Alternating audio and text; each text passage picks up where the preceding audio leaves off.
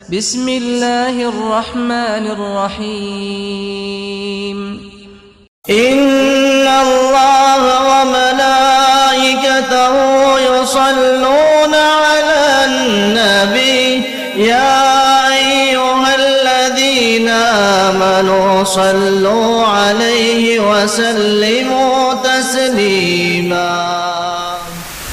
إن الحمد لله نحمده ونستعينه ونستغفره ونؤمن به ونتوكل عليه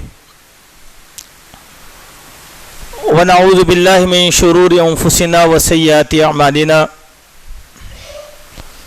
من يهد الله فلا مضل له ومن يضلل فلا هادي له وأشهد أن لا إله إلا الله وحده لا شريك له وأشهد أن محمدا عبده ورسوله أرسله بالحق بشيرا ونذيرا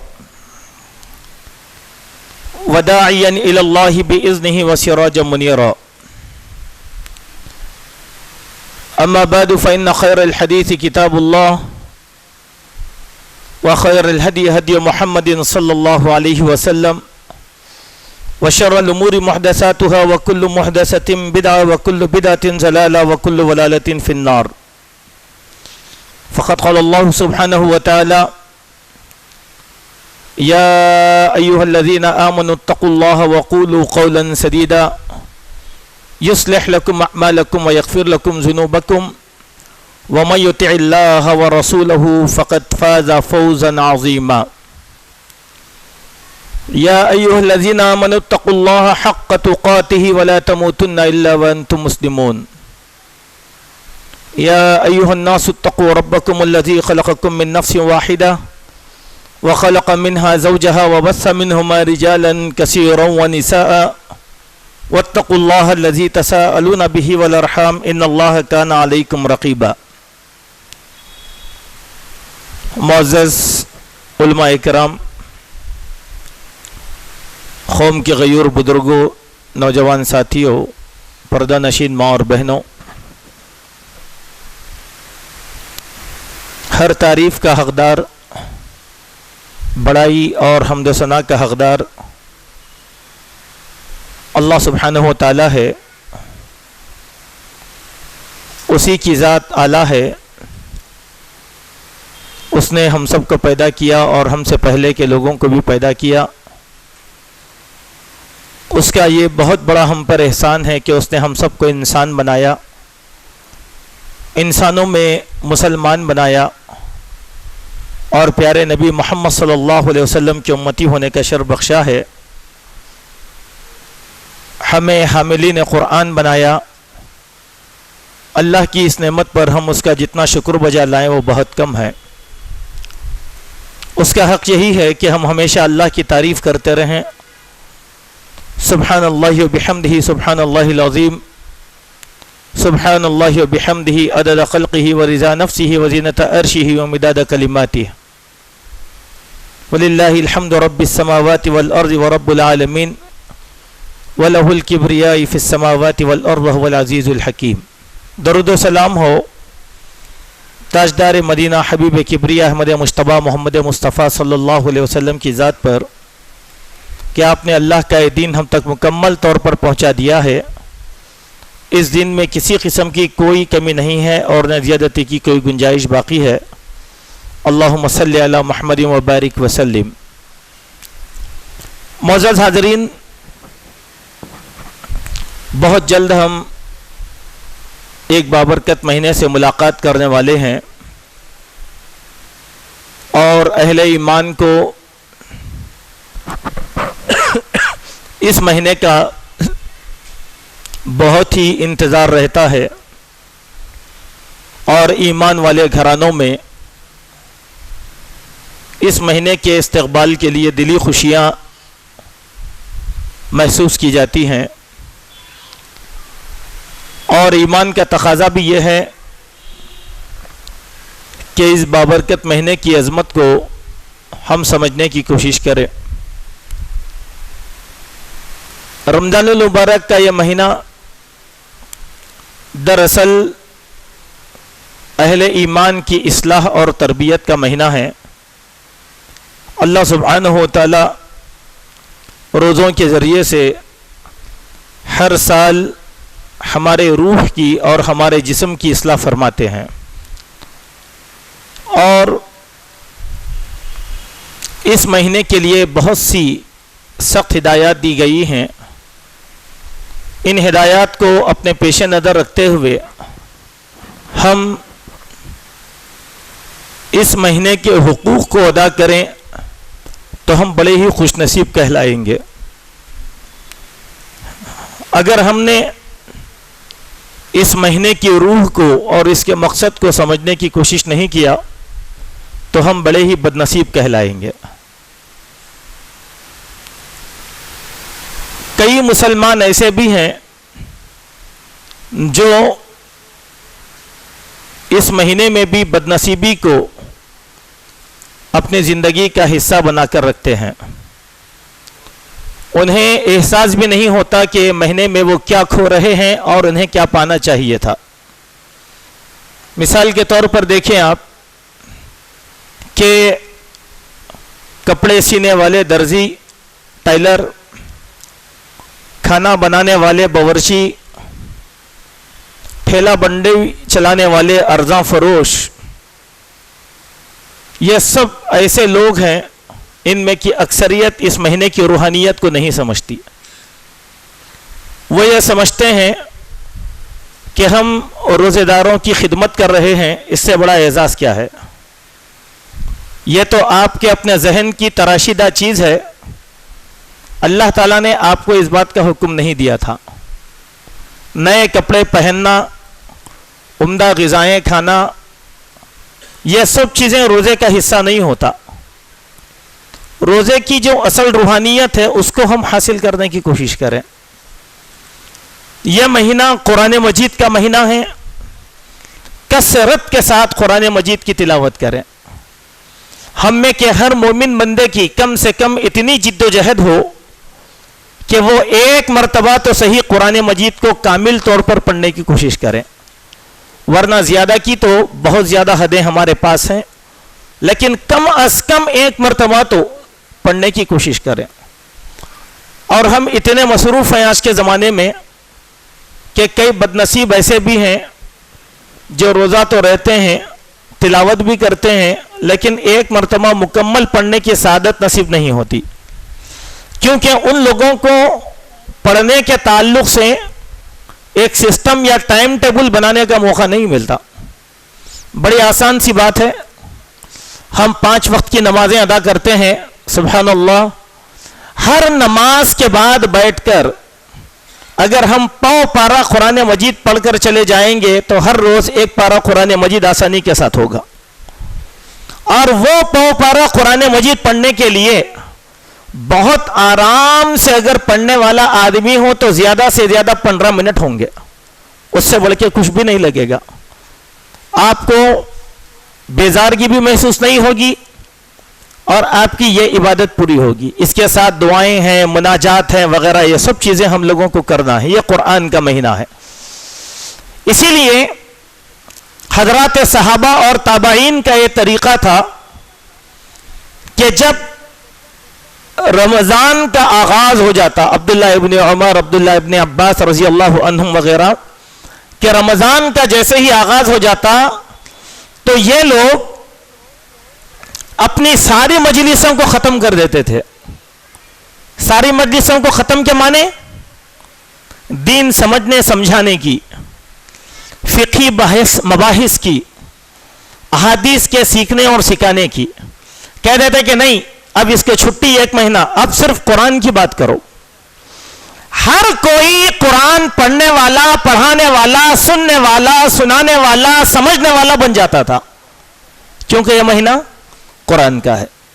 ہمارے پاس اب شروع ہوں گے برسات کے مینڈک کے، جس طریقے سے برسات کے مینڈک جیسے نکلتے ہیں، اب بڑے بڑے فقی پیدا ہوں گے، اور اب وہ نئے نئے مسائل مساجد کے اندر فتنے پھیلائیں گے اور کہیں گے کہ اب تراویح کا مسئلہ اٹھائیں گے کہ 8 رکعت پڑھنا ہے کیا 20 رکعت پڑھنا ہے۔ 11 مہینے فرصت نہیں ہوتی تحقیق کرنے کی، یہ مہینہ آتے ہی تحقیق شروع۔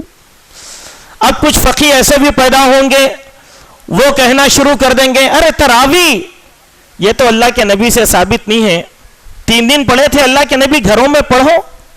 نہیں, مسجدوں ہی میں پڑھنا چاہیے تراوی کو. سبب کیا ہے؟ سبب یہ ہے ہمارا فہم, ہمارا فراست, ہماری سوچ, ہماری تدبر کیا صحابہ کے فقہ اور ان کے تدبر سے بڑھ کے ہے؟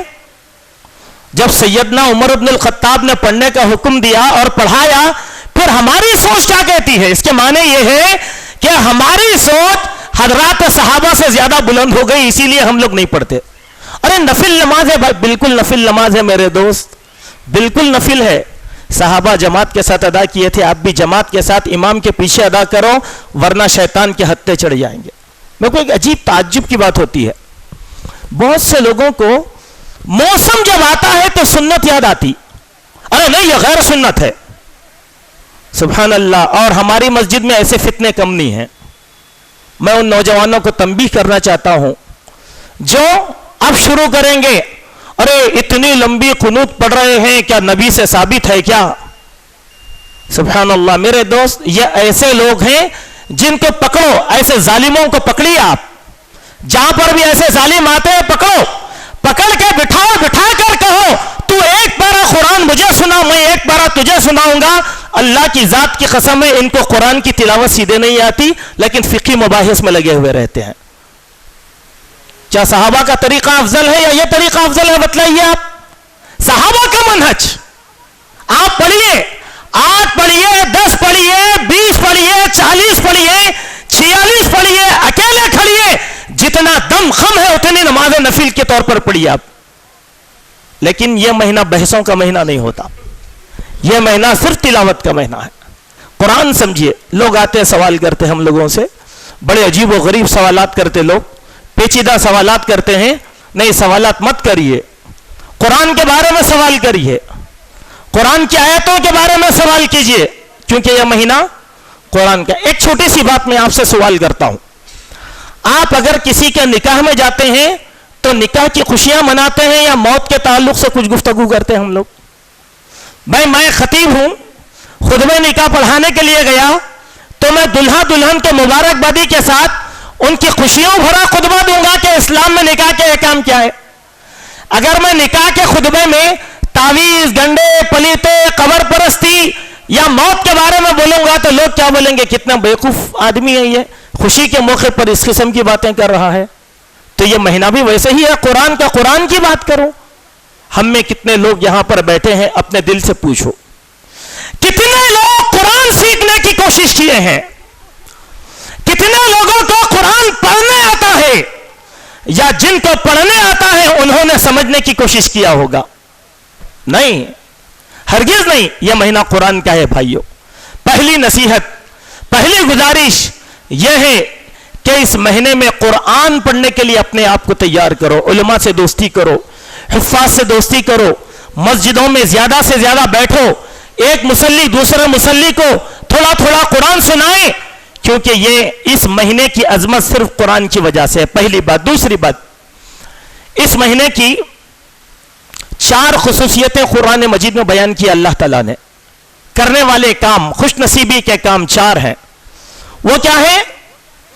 پہلی بات, لعلکم تتقون کہا کہ اس مہینے میں روزہ رکھ کر, ریاضت کر کے, محنت کر کے تم متقی اور پرہیزگار بن جاؤ. چونکہ تقوی ہی مسلمان کا سب سے بڑا پیمانہ ہے. ان اکرمکم عند اللہ اتقاکم.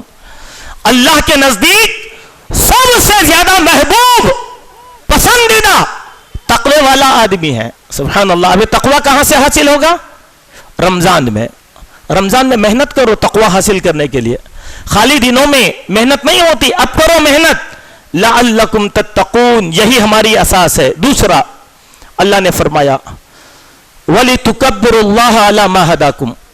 سبحان اللہ. کبھی سوچو ان باتوں پر کہ اللہ تعالیٰ نے تم کو جو مسلمان بنایا ہے, اللہ تعالیٰ نے تم کو پیارے نبی کا امتی بنایا ہے, اللہ نے تم کو ہدایت عطا فرمایا ہے, اس کی شکر گزاری میں اللہ تعالیٰ کی کبریائی بیان کرو, بڑائی بیان کرو. سبحان اللہ. جلد بازی مت, روزہ رہے, بھوک پیاس نہیں, اللہ کی بڑائی بیان کرو, سبحان اللہ کہو, الحمدللہ کہو, لا الہ الا اللہ کہو, استغفر اللہ کہو. اگر یاد نہیں ہے تو دعاؤں کی کتاب لے لو, بیٹھ جاؤ اور اللہ تعالیٰ کی بڑائی بیان کرو. کیوں؟ وَلَذِكْرُ اللَّهِ اکبر, اللہ کا ذکر سب سے زیادہ اونچا ہے, بحث کرنے سے بہتر ہے. اعتکاف آئے گا اور ہمارے نوجوان, بہت سے صالح نوجوان اعتکاف بیٹھیں گے. ہم یہ محسوس کرتے ہیں کہ ہمارے نوجوان اعتکاف میں بیٹھ کر 40% عبادت کرتے ہیں اور 60% ٹائم پاس کرتے ہیں, سیل فونوں پہ, ادھر ادھر کے گپے شپے وغیرہ. نہیں ہے یہ موقع, اللہ نے تمہاری خوش نصیبی میں لکھا. اب اللہ تعالیٰ کی بڑائی بیان کرو کثرت کے ساتھ. حضرت عائشہ نے کیا دعا سکھائی؟ اللہم انکا عفو کریم تحب العفو فاعف عنا. کثرت سے پڑھو, جہنم سے آزادی طلب کرو, اللہ کی رحمت طلب کرو. دعاؤں کی کتاب, دعاؤں کے اوراق ہمیشہ ہمارے جیب میں ہو. فرائض کے بعد تھوڑی دیر بیٹھ جاؤ اور قرآنی دعاؤں کو پڑھتے رہو. وَلِتُكَبِّرُ اللَّهِ, اللہ کی بڑائی بیان کرو. ٹھیک ہے. اب تیسری بات, اللہ نے فرمایا وَلَعَلَّكُمْ تَشْكُرُونَ, تم اللہ تعالیٰ کے سب سے زیادہ شکر گزار بندے بن جاؤ. یہ شکر گزاری کا معنی ہے. کس بات کی شکر گزاری؟ پہلی, اے اللہ تو مسلمان بنایا, تیری شکر گزاری. تو ہدایت یافتہ موحد بنایا, اس کی تیرے لیے شکر گزاری. اے اللہ تو روزے رکھنے کی صحت عطا فرمایا, اس بات کی شکر گزاری. اے اللہ تو نے مجھ کو دولت دیا تاکہ صدقہ خیرات کرو, اس بات کی شکر گزاری. اللہ کی نعمتوں کو گننا ناممکن ہے. وَإِن تَعُدُّوا نِعْمَةَ اللَّهِ لَا تُحْصُوهَا, اتنی نعمتیں اللہ سبحانہ و تعالیٰ نے ہم کو عطا فرمایا ہے جس کا ہم شمار نہیں کر سکتے. اس کی شکر گزاری ادا کرنا ہے. اب شکر گزاری کیسے ادا کریں گے؟ اللہ کی عبادت کریں گے تو شکر گزاری ہوگی, قیام کریں گے تو شکر گزاری ہوگی, تلاوت کریں گے تو شکر گزاری کا جذبہ پیدا ہوگا. گھر میں بیٹھیں گے, سڑکوں پر بیٹھیں گے تو شکر گزاری پیدا نہیں ہوتی. تیسری بات, کثرت کے ساتھ استغفار کرنا اس مہینے کی سب سے بڑی بات ہے.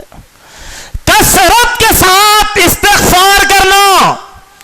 استغفار کے معنی کیا ہے؟ جو گناہ تم نے کیا ہے اس کی ملامت دل میں اتنی ہو, ہر موقع پر اس گناہ کو یاد کر کر کے اللہ تبارک و تعالیٰ سے استغفار کرنا.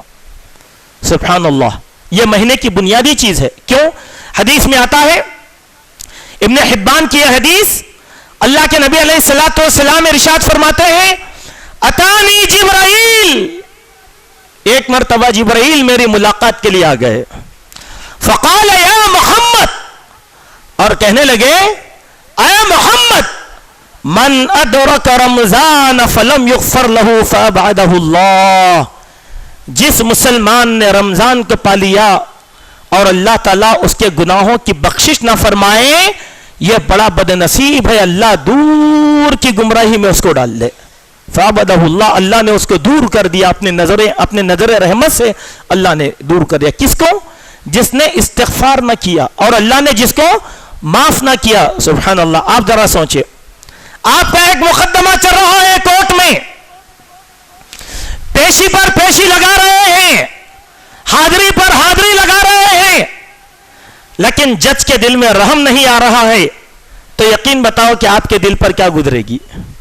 4 سال نکل گئے, 5 سال نکل گئے, 6 سال نکل گئے, ہر روز اس میں جا رہے ہیں کہ چلو آج ججمنٹ آئے گا, میں بری ہو جاؤں گا. سبحان اللہ.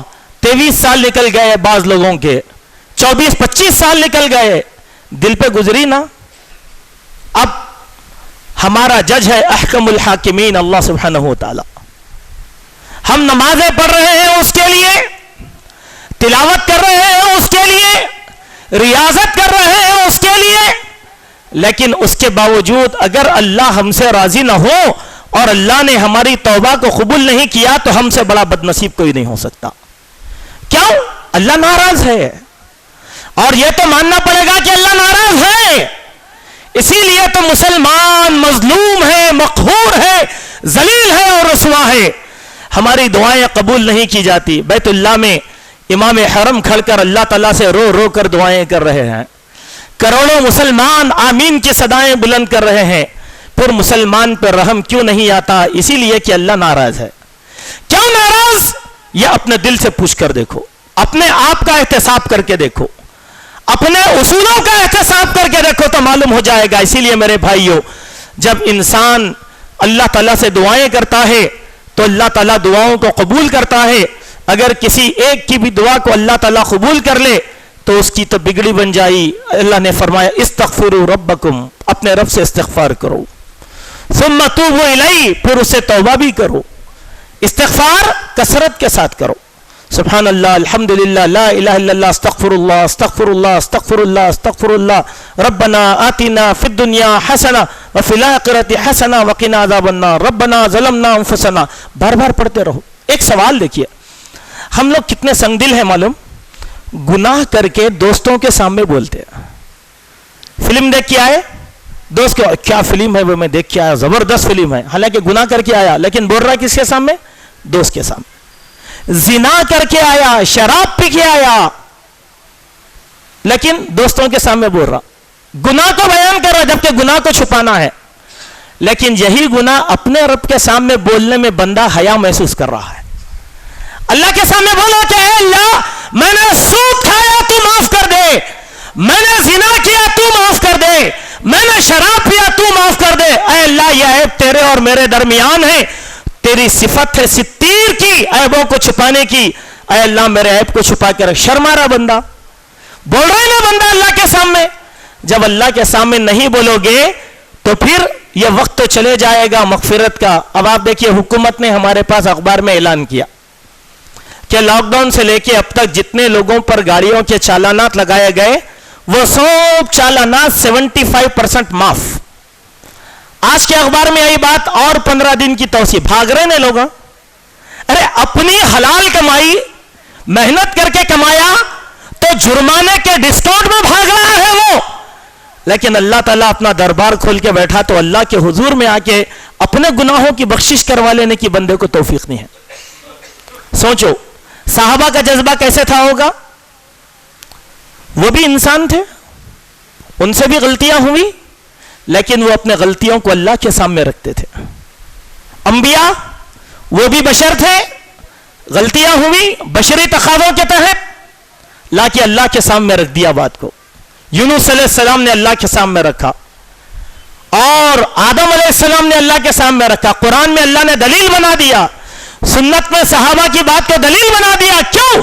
ہم لوگوں کو دلاسا دینے کے لیے اتنی بڑی ذاتیں جب اللہ کے سامنے جھک سکتی ہیں تو پھر تمہارے اللہ کے سامنے عاجز ہونے میں فرق کیا ہے؟ ہماری ذات کا تھوڑے فرق پڑے گا؟ نہیں، اللہ کے سامنے عاجز ہو جاؤ۔ یہ مہینہ بڑے ہی خوش نصیب لوگوں کا مہینہ ہے، اور میرے بھائیوں اس مہینے کے کچھ احکام بتائے گئے ہیں۔ میں ایک دو حدیثیں آپ کے سامنے رکھ دیتا ہوں تاکہ ہم ایسی غلطیاں نہ کر سکیں۔ اب ہم روزہ رہیں گے، صدقہ دیں گے، زکوٰۃ دیں گے، اور اس کے ساتھ اعتکاف کریں گے، قیام اللیل کریں گے، بہت سی عبادتیں کریں گے اللہ تعالیٰ انسانوں سے چھپا کر۔ لیکن ہمارا روزہ اگر پاک ہونا ہے تو پھر کچھ چیزوں کو اختیار کرنا ہے۔ مثال کے طور پر دیکھیں، ہم لوگ دعوت میں جاتے ہیں، شادی بیاہ میں پاک صاف کپڑے پہن کے جاتے، ذرہ برابر بھی اگر یہاں دھبا رہے گا نا، ارے اس کو دھبا ہے نکال دیتے۔ کیوں؟ اس دھبے سے آپ کی دعوت میں کچھ فرق پڑے گا یا انا میں فرق پڑے گا؟ بولے کہ نہیں یہ دھبا ہے، ذرا سا معیوب نظر آئے گا۔ سبحان اللہ، ہم کیا کرتے؟ اور پاک کپڑا پہنتے ہیں۔ ہمارے اعمال کو بھی ہر قسم کے عیب سے روزے میں پاک کر لینا ہے، ورنہ روزہ داغدار رہے گا۔ وہ کیا کیا چیزیں ہیں؟ چند حدیث میں آپ کے سامنے رکھتا ہوں۔ حضرت ابو ہریرہ رضی اللہ عنہ بیان فرماتے ہیں کہ رسول اللہ صلی اللہ علیہ وسلم نے ارشاد فرمایا، کم من صائم لیس له من صیامه الا الظمأ وکم من قائم لیس له من قیامه الا السحر۔ یہ بڑی سمجھنے کی بات ہے، یہ بہت سمجھنے کی بات ہے۔ اس کو دارمی نے ذکر کیا، اور یہ حدیث مشکات المصابیح میں بھی آئی۔ اللہ کے نبی نے فرمایا کتنے ہی روزے دار ایسے ہیں، کم من صائم، کتنے ہی روزے دار ایسے ہیں جن کا روزہ سوائے پیاس کے اور کوئی بھی چیز نہیں ہے، سوائے فاقہ کشی کے اور کوئی چیز نہیں ہے. اور کتنے ہی رات میں قیام کرنے والے، تراویح اور تہجد پڑھنے والے ایسے ہیں جن کا رات میں کھڑے ہونا سوائے جاگنے کے اور کچھ بھی نہیں ہے. مانے کیا ہے؟ اللہ تعالیٰ ہمارے روزوں پر سوالیہ نشان رکھ دیے. روزہ رکھے، سحر کر لیا، کوئی عبادات نہیں، کوئی اپنی تبدیلی نہیں، کوئی تلاوت نہیں، کوئی چیز نہیں، سو گئے. بہت لوگ رہتے بد نصیب ہمارے پاس، بیچارے بازار میں محنت کرنا رہتا، اسی لیے سحر کرتے ہی گھر میں 2 رکعت نماز پڑھ لیا، سو گئے. اب اٹھے تو ظہر ہو گئی، بازار کو چلے گئے، پھر افطار کو گھر کو آ گئے. نمازیں نہیں، عبادات نہیں، صدقہ خیرات نہیں. کیا کہا؟ کم من صائم، بہت ہیں ایسے روزے دار. مانے کیا ہے؟ ہم جتنے روزے دار ہیں سب اس حدیث میں شامل ہیں کہ اگر ہمارا روزہ روحانیت سے خالی رہا، وہ فاقہ کشی کے علاوہ کوئی بات نہیں ہے. اب آ رہے ہیں رات میں تہجد پڑھ رہے، ارے فتح دروازے میں کتنے بجے ہے بھائی، وہ فلاں مسجد میں کتنے، یہاں کون امام پڑھا رہا، وہاں کون امام پڑھا رہا، ادھر سے ادھر بھاگ، ادھر سے ادھر بھاگ. کیوں؟ جذبات چاہیں، جذبات چاہیں کھڑے، لیکن نیت کیا ہے؟ ارے نہیں بھائی، پہلے دہے میں قرآن ختم کر لیا تو فری ہو جاتا ہوں، کیا دوسرا دہا معاف؟ 3 دن میں قرآن کہاں ختم ہو رہا؟ بولو 3 دن میں پڑھ لیا تو فری، قیام ختم. یہ وہی قیام ہے. روز قیام ہو، 30 راتوں تک قیام ہو تو وہ قائم اللیل ہوگا. مگر ہمارے مسجدیں دیکھیے آپ، 1 تاریخ کو پوری مسجد بھرے گی ہماری، اور تہجد آخری دہے میں تو سڑک کے اوپر جو جانی نمازیں بچھا کر نماز پڑھنا پڑتا ہے. پہلا عشرہ مسجد فل، دوسرا عشرہ آدھی مسجد، تیسرا عشرہ سبحان اللہ تراویح میں کوئی نہیں سوائے ضعیف لوگ نماز. یہ وہی ہے قیام کرنے والے، جذبات سے خالی، احساس سے خالی، سوچ سے خالی، فکر سے خالی. اسی لیے ہمارے پاس بعض لوگ نئی باتیں بولتے ہیں، ارے امام حرم ایسا پڑھاتے بھائی، وہ رونے کا کیا مطلب؟ قرآن سمجھو، خود بخود رونا آئے گا.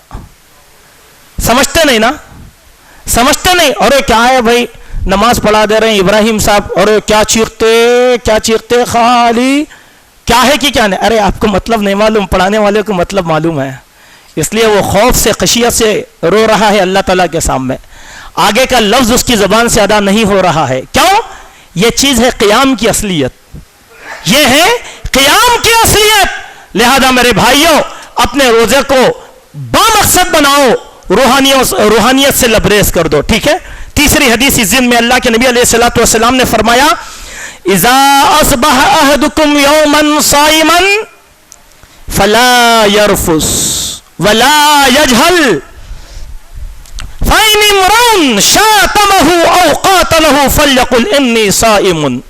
اور ایک حدیث میں 3 مرتبہ یہ لفظ آیا. مانے کیا ہے کہ دیکھو، تم نے کہا کوئی آدمی سحر کر کے سو جاتا ہے، صبح بیدار ہو جاتا ہے، بازاروں میں ملازمت میں نکل جاتا ہے، لہذا اس کے لیے ضروری ہے کہ فلا یرفث، رفث نہ کرے. فلا یرفث، رفث نہ کرے. رفث کے معنی فحش بات نہ کرے، گالی گلوچ والی بات نہ کرے، کسی عورت کے حسن و جمال کے قصے بیان نہ کرے، گندی عاشقی کی باتیں نہ کرے. یہ سب رفث میں آتا ہے، یہ سب رفث میں آتا ہے. ولا یجہل، لڑائی نہ کرے، جھگڑا نہ کرے، قتال نہ کرے، گالی گلوچ نہ کرے. فلا یرفث ولا یجہل، 2 ہی الفاظ. سبحان اللہ، کتنی بڑی تعلیم دی. فرمایا اگر کسی نے تم کو گالی دیا، کسی نے تم سے جھگڑا کیا، تو اس سے کہہ دو کہ میں روزے دار ہوں بھائی، میں نہیں لڑ سکتا. کیوں؟ میرا یہ روزہ اللہ تبارک و تعالیٰ کی ذات کے لیے ہے، نہ لڑائی ہے نہ جھگڑا ہے. چھوڑ دو، میں نے تم کو معاف کر دیا، میں نے صبر کر لیا. اب اس کے معنی یہ نہیں ہے اچھا میں تو روزے سے ہوں، اب افطار ہو گیا، اب افطار کے بعد آپ گینگ بنائے، جس نے گالی دیا تھا اس کے گھر پہ گئے، اٹیک کر دیے، بولے کہ بیٹا صبر کر لیا تھا، روزے میں ہو، اب آجا دیکھ لیں گے. نہیں، غلط. پورے 30 دن 24 گھنٹے کے لیے حکم نافذ کر دیا گیا ہے. نہ جہالت کرے اور نہ لڑائی جھگڑے کرے.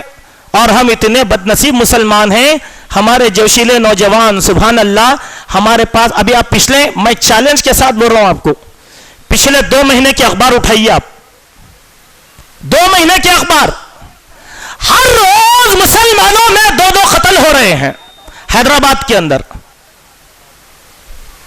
ایسی ہو گئی ہماری قوم.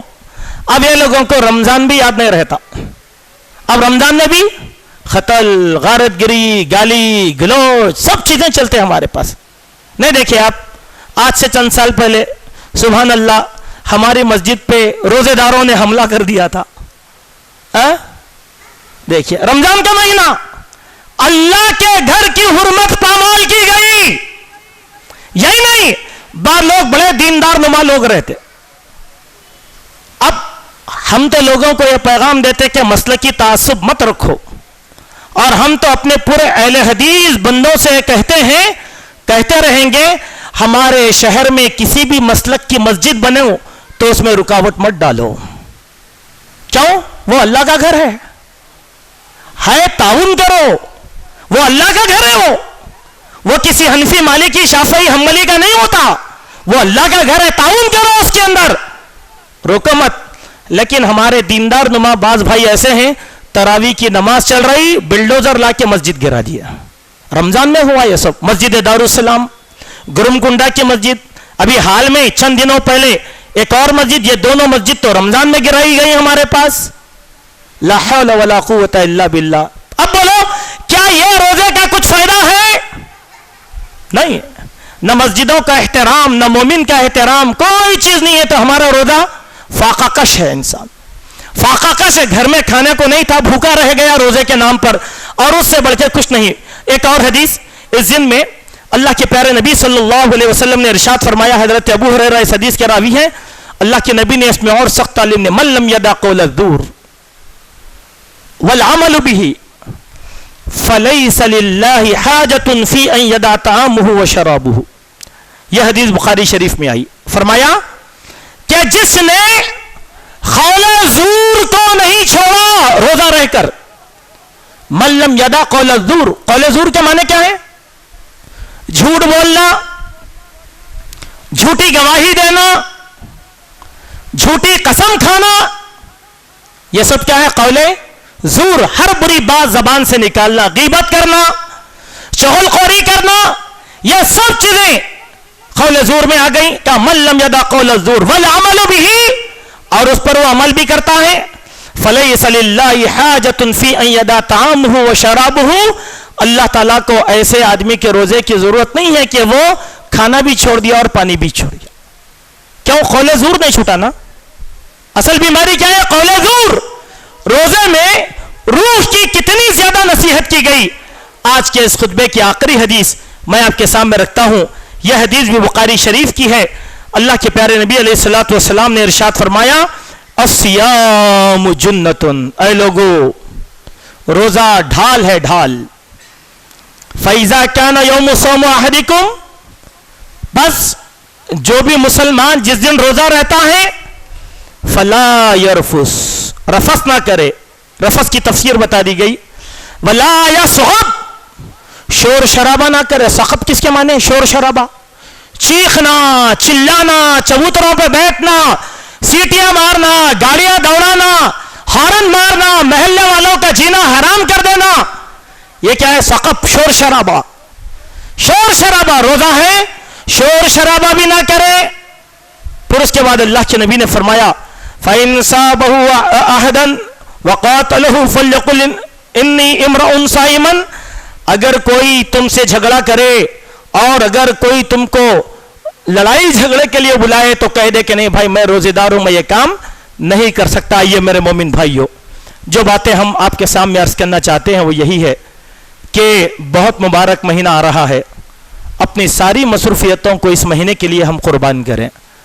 اپنے آپ کو اللہ کی طرف رجوع کر لیں, اپنے بیوی بچوں کو اللہ کی طرف رجوع کروا لیں. ایک آخری نصیحت مجھے یاد آ گئی تو کہہ دیتا ہوں کہ شاید پھر ہمارا خطبہ رمضان کے بعد ہی ہوگا. تو نصیحت یہ ہے کہ افطار سے پہلے کا وقت ضائع مت کریے. ہماری عورتیں بہت بڑی تعداد میں ہیں، افطار کے اندر سمجھتے ہیں کہ بھائی خالی کھانا پینا ہے ہمارے واسطے. مسلمان یہی پیغام دیے افطار کا، خالی کھانا نہیں. افطار سے 20 منٹ 25 منٹ آدھا گھنٹہ پہلے کھانے پینے سے فری ہو جاؤ، یعنی پکوان سے فری ہو جاؤ. یہ وہ وقت ہے جس میں اللہ تعالیٰ دعاؤں کو قبول کرتا ہے.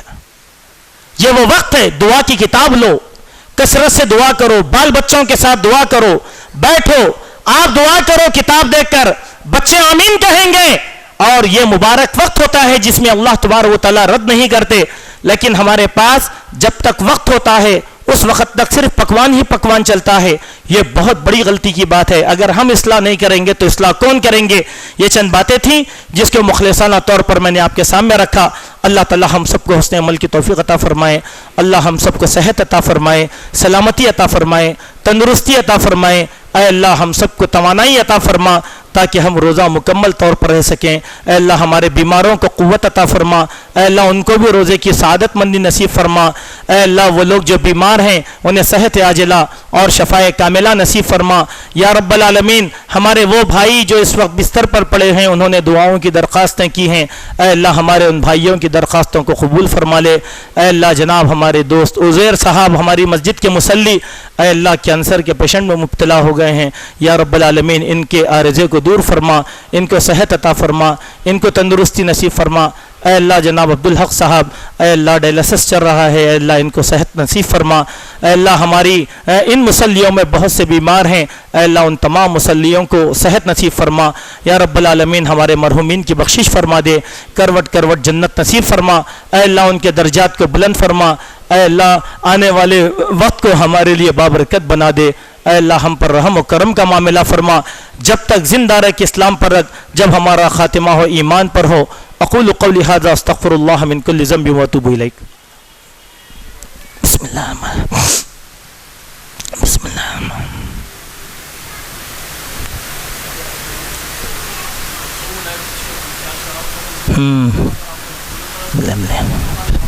بسم اللہ بولیں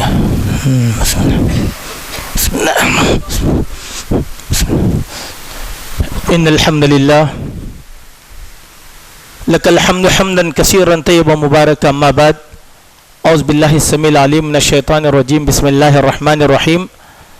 ان الله وملائكته يصلون على النبي يا ايها الذين امنوا صلوا عليه وسلموا تسليما. اللهم صل على محمد وعلى ال محمد كما صليت على ابراهيم وعلى ال ابراهيم انك حميد مجيد. اللهم بارك على محمد وعلى ال محمد كما باركت على ابراهيم وعلى ال ابراهيم انك حميد مجيد. وصل وسلم على جميع الانبياء والمرسلين والملائكة المقربين والصحابة رضوان الله عليهم اجمعين. اللهم انصر من نصر الدين واخذل من خذل الدين ودمر اعداء الدين وانصر عبادك المخلصين. ربنا آتنا في الدنيا حسنة وفي الآخرة حسنة وقنا عذاب النار. ربنا ظلمنا انفسنا وان لم تغفر لنا وترحمنا لنكونن من الخاسرين. اللهم ارنا الحق حقا وارزقنا اتباعه وارنا الباطل باطلا وارزقنا اجتنابه. اللهم انا نسالك الهدى والتقى والعفاف والغنى. اللهم لا مانع لما اعطيت ولا معطي لما منعت ولا ينفع ذا الجد منك الجد. واعلموا عباد الله ان الله يأمر بالعدل والإحسان وإيتاء ذي القربى وينهى عن الفحشاء والمنكر والبغي يعظكم لعلكم تذكرون. اذكروا الله يذكركم وادعوه يستجب لكم ولذكر الله اكبر.